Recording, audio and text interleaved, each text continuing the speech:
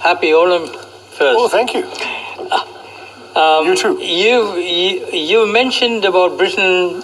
Mentioned that Britain left India in a worse off condition than had it been without Britain.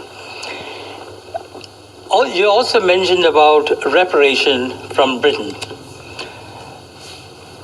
What about the skills in engineering and manufacturing India acquired, the administrative and democratic processes it inherited, the infrastructure left behind, and most of all, the rapid education of the Indian people, of which you are an excellent example?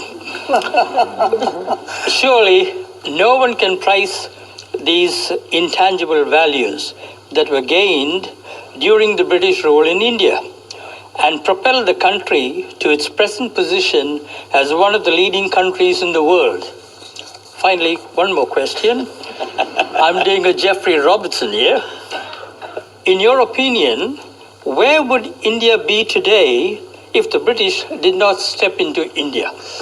Oh, there's a lot there. It'll take the rest of the program to answer. I'll try and touch on it. But this is almost like the American saying to the widow of the American president, apart from that, Mrs. Lincoln, how did you enjoy the play? I mean, really, the British came to one of the richest countries in the world, accounting for 27% of global GDP in 1700, 23% in 1800, and over 200 years of exploitation, depredation, loot, and destruction, reduced it to a poster child for third world poverty, just over 3% of global GDP, 90% of the population living below the poverty line when the British left in 1947, a literacy rate, you speak of education, a literacy rate below 17%, and a life expectancy of 27.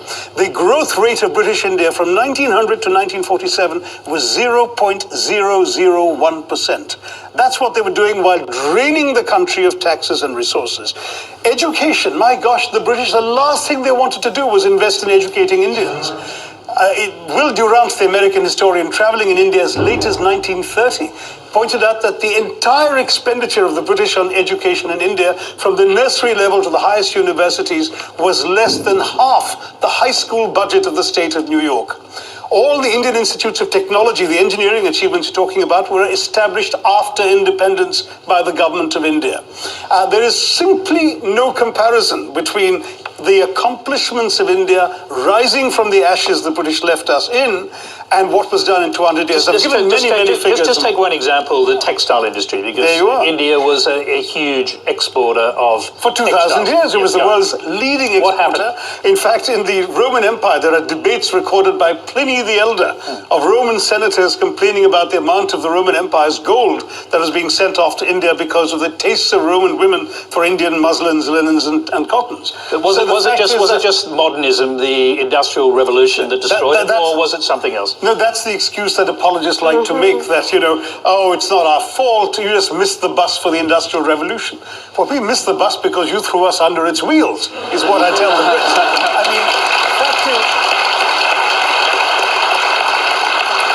fact is, in the name of free trade, the British came in and destroyed the free trade that had made India a leading exporter of textiles.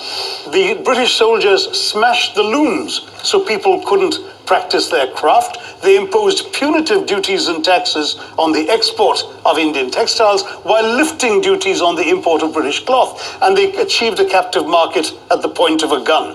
This is not exactly free trade, as you can imagine. Cities like Murshidabad and Dhaka in the subcontinent were depopulated. In one notorious incident, weavers had their thumbs cut off, so when the looms were repaired, they couldn't weave again.